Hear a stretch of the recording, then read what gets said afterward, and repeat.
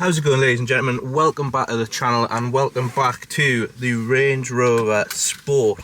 In this one then, we are going to be talking about a little review of this car and how I've found it over the last, well, I've had it now for about a week in total, and I'm going to give you my driving impressions, my review and my overall sort of considerations when looking to buy this car, if that was something you were wanting to do. At the minute, you join me in Regent's Park in London. Lovely sort of spring day, to be fair. Great conditions to really give this car another test. I've had this car now for, like I said, about a week on this run, and then I've had the car previously for about 2 days. So I would say overall about 10 days I've had this car. Well, I've had this car and another car. Both have been brand new cars. Both have had very good specs on them, sort of SE or HSE variants. The original one I had was a P300 mild hybrid, I think it was. This one is the D300, so this one's a diesel, but again mild hybrid. This one's the SE, whereas the previous one I had for 2 days was the HSE, so a higher spec on that one. This one I've had the most time with, I've done the most driving with, I've done a different range of driving as well. The previous one I took up to the Cotswolds and brought it back to London and just drove it around London for sort of 2 days. This one on the other hand, I've had it in London, I've had it across to Kent, I've had it over at the Cotswolds. This one's had definitely the bigger range of tests to it in terms of driving. It's been on the 20 roads, it's been on the 40s, it's been 50, it's been 70, it's been on country roads. So for this one then, how do I find this new Range Rover Sport? Obviously, as you'll see on the channel, I also have access to the full fat, the big boy Range Rover. You'll see the 5 things I love and hate out on that already on the channel potentially. How does that compare to this, or how does this compare to that, should I say? The weird thing I find is they both share the same wheelbase. So the wheelbase on this one is exactly the same as the wheelbase on the full fat Range Rover, unless you obviously get the long wheelbase variant. And this doesn't feel as big as the full fat Range Rover, and I don't mean that in terms of outside the cabin, I mean that in terms of being inside. When I'm sat in the full Range Rover, I feel higher up, I feel like I've got a bigger sort of cockpit area. I feel a little bit further away from the passenger, and the back seats seem a lot further away than what they do in this one. So I don't quite think it competes on a, what's the word, like a comfort, luxury, posh sort of feel as it does the big Range Rover. But I do think that this one, which is pretty obvious when I say it, beats the full fat Range Rover on the sporty aspect. The sport aspect of this car I found absolutely brilliant over the last few days. You sort of going around corners on a country road, you're putting your foot down on the motorway when you need it to pull away, you're getting off at you're getting off at junctions and roundabouts. This one just goes, whereas the full fat Range Rover, being a bit bigger, a bit heavier, it seems to have a little bit of lag to it, and I feel like that car is tuned and sort of programmed in a way to almost like waft you in the most comfortable way possible, whereas this one, it is the sport. It does have that sort of dynamic feel to it where it just pulls away that little bit quicker with a little bit less lag, and it's got that little bit more grunt about it that just gets you off the line when you need it. So I think if you were gonna try and compare the two, that's what you really have to look at. I think on the full fat Range Rover, you're going for more of the comfortable, posh, luxurious feel, whereas this one, you get all of those things, just not as highly tuned and as highly spec'd, but you get this little bit more sporty feel. You sort of, in this one, the seats, the way the seats sit, it almost makes you feel like you're in a bit more of a sporty car, and that is the whole point of this one, really. So I think if you were going to sort of compare the two, you need to decide what you want. Do you want that sporty aspect, or do you want the wafting Range Rover comfort, luxury, just chauffeur style of a car. If you want that, go for the full fat Range Rover, spend the extra sort of 15, 20, 25, 30k that you could do going for the full Range Rover. If you want something that's sporty, dynamic, and still has the luxury feel, the luxury aspects, and the wafting sort of aspect to it, this is still your car. In terms of a drive, the way this drives is just like every other Range Rover. I suppose it's better than the Evoque and the Velar, and I can compare that because, again, got me hands on both that with my girlfriend in my previous car. It is better than those cars in terms of comfort. When you're driving in this thing, you feel higher up, you feel like you've got a much better seating position in the cabin. There's no sort of doubting that you're sat in a Range Rover in this one. You are sat high up, you've got that sort of perfect seating position where you can see out the road. You've got that road presence that other cars don't bring you. The air suspension on this one makes the ride quality absolutely fantastic. In London, the roads aren't great as much as you might think they would be a bit better, but I suppose that is the UK as a whole. The roads aren't great in the UK in general, so there's I'm going to go over quite a few potholes and bumps here. The roads are full of potholes, full of bumps, and this car smoothens them out so well. You'll be in the car hitting them bobbly roads and you won't even feel them at times. The air suspension in this one just cushions that and softens every little bounce. It's honestly fantastic. I think you can you actually? I'm sure there is models of this car that don't come as standard with air suspension, but don't quote us on that one. They might have changed that, and every model of the Sport comes with air suspension. I think it's not every model that comes with soft closed doors, because this one doesn't, but I'm sure every model comes with air suspension, and that just makes the ride so comfortable. Obviously I'm hitting a few bumps there, and I can't tell how much the camera's shaking, but it does smoothen it out compared to if I was in the Evoque, which doesn't have air suspension.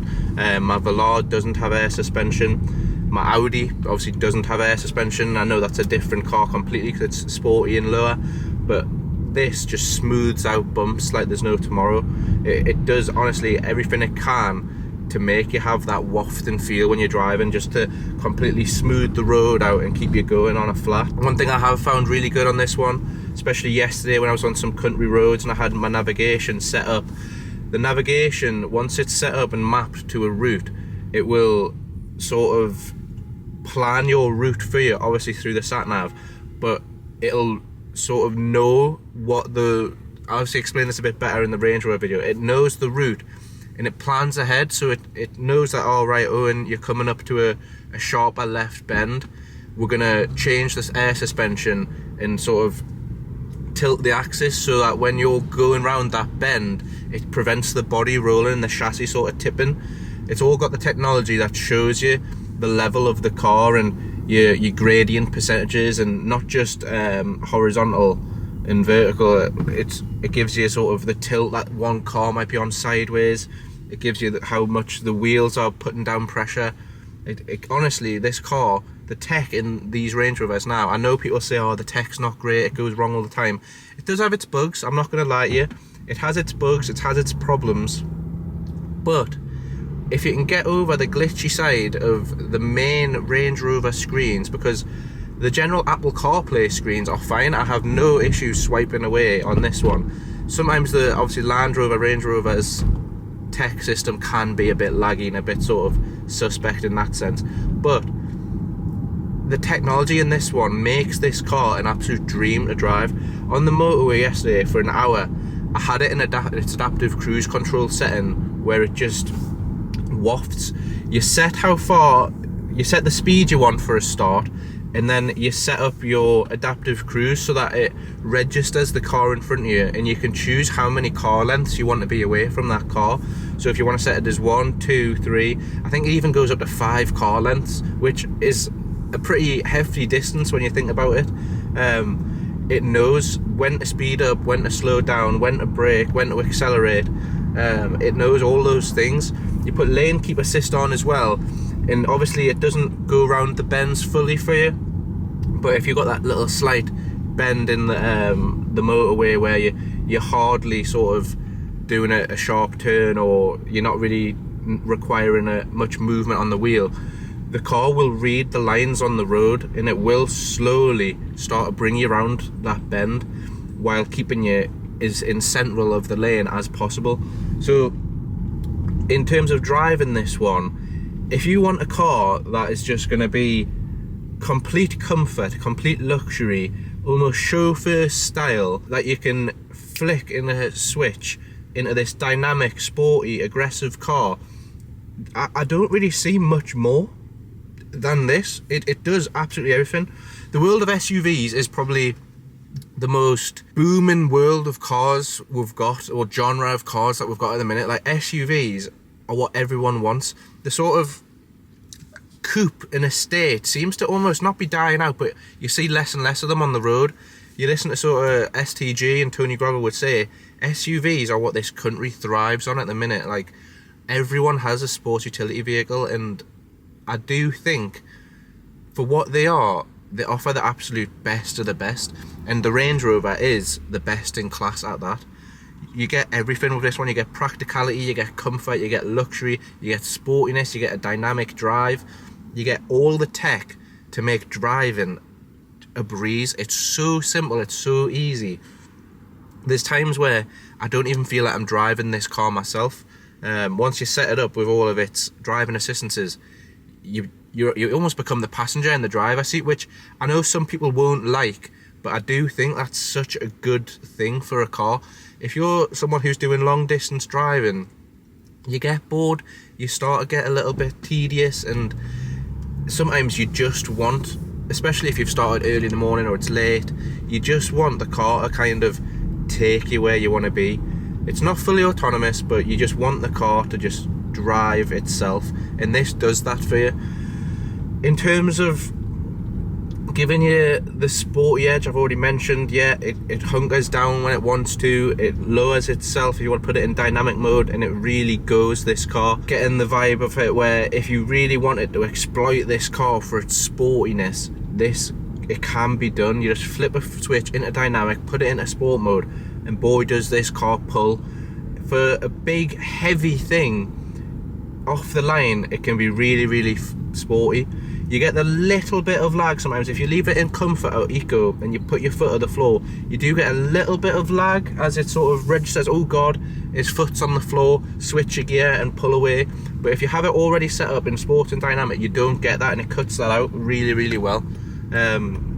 So if you want that sporty feel, this is perfect for you. And I think out of all the Land Rover, Range Rover line, obviously being the sport, this is the one you want. You don't necessarily feel like you can have that sportiness in the big Range Rover. You don't necessarily feel like you get it in the Velar either. So I think if you were gonna go for something to be wafty and comfortable while having the best sporting aspects, this one, obviously with the sport, is the one to go for. In terms of practicality, how have I found this?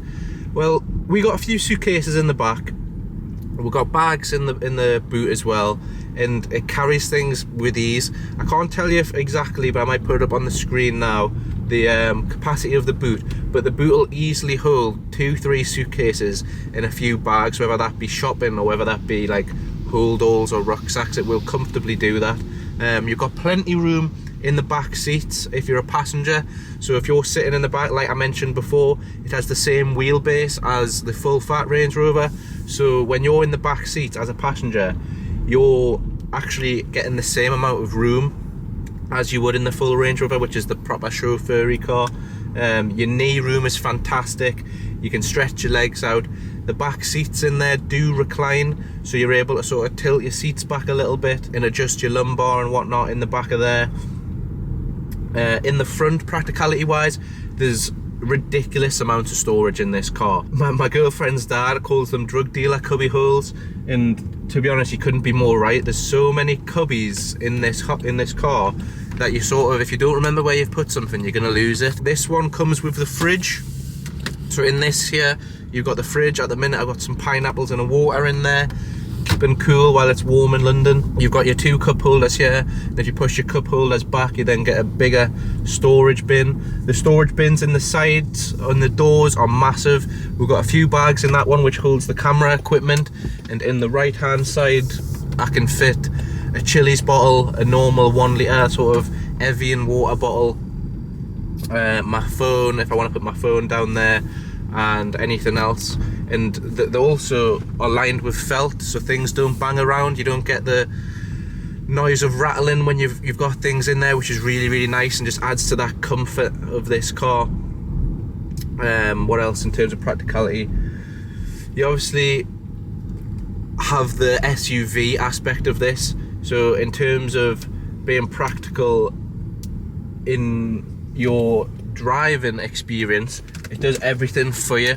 It's got the full capabilities of Range Rover.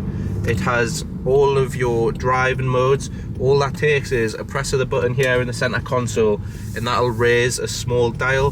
When you raise that small dial, you can flick through the settings. So you've got dynamic, you've got eco, comfort, grass, gravel and snow, mud ruts, sand, and your wading. So all of those just give you that option. No matter what the weather, no matter what the terrain, no matter what the conditions, you have that aspect to go wherever, whenever in this car, which is fantastic. Luckily I've had this car in spring, so there's been a little bit of rain, it's been a little bit damp, chucked it down a bit on one of the days, but majority of the time, as you can see outside, we're getting, and I said snow there, we're getting sun because it's May. So this just stays in comfort or dynamic really. I've occasionally put it in eco. The problem you get with eco, especially city driving in London, it always wants to turn that engine off.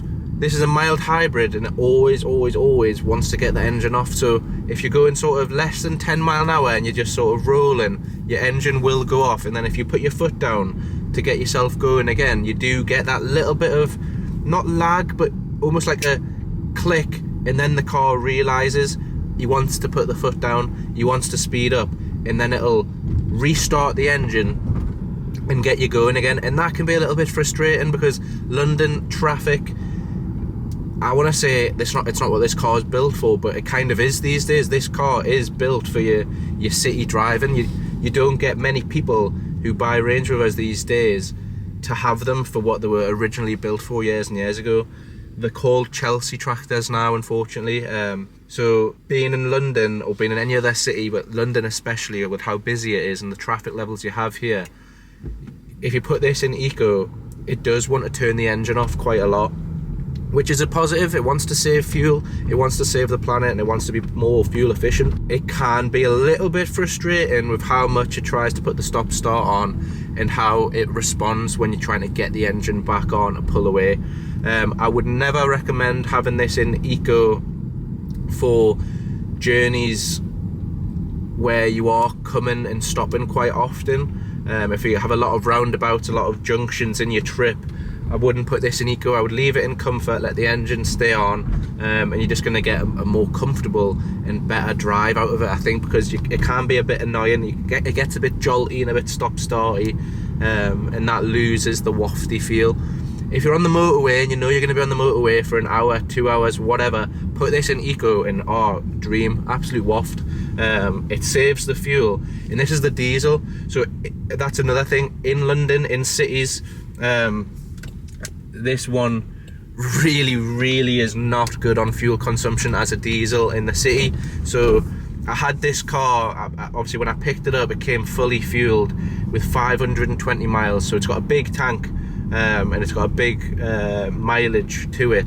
But I picked this up with 520 miles in London, and I drove it for maybe 10 minutes stop starting in traffic in London, covered maybe a mile and a half max.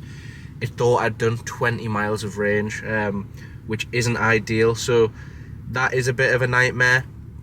You can find yourself burning up and using a lot of fuel if you are doing this for its city driving and you have it in its comfort mode, but that is because it's a diesel. It wants to be on long drives where the engine's going up through the revs. when I did my drives out of the Cotswolds and out to Kent, and I was on the motorway for 2 hours, like last night I did a 45 or 46 mile trip, well, round trip, so it would have been like 90 odd miles, and it only went down sort of 60 to 70 miles of range. So that again it's saving your fuel, and it's got good fuel consumption. At the moment I haven't got the trip set up to what it's been for the last few days, but you sort of do average, I would say, in the city, your low 20s to high teens on a diesel in this one. Motorway driving, you do get up there. It gets, I saw it on high 30s, low 40s yesterday. For motorway driving in eco mode, you sort of combined, you're probably looking at about low 30s, I would say, in this one as a real world figure. Land Rover, Range Rover might say it's a bit higher. I would say it's high 20s, low 30s for a realistic combined on this one. In a realistic city is probably high teens, low 20s in your miles per gallon. In terms of cost then, these start, I want to say, at 84,000. That's a lot of money compared to the previous version, which started in its 60s, maybe 62 or 64.